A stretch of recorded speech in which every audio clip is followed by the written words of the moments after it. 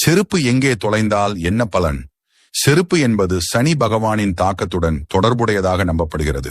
சனி பகவான் கால்களை பிரதிநிதித்துவப்படுத்துவதால் செருப்பை சனி பகவானின் தாக்கம் இருக்கும் இடமாக பார்க்கிறார்கள். நீங்கள் பொதுவாக பயணத்தில் இருக்கும்போது உங்கள் செருப்பு தொலைந்தால், குறிப்பாக கோயிலுக்கு பயணம் செல்லும் போது தொலைந்தால், உங்கள் கஷ்டங்கள் விலகப் போகிறது.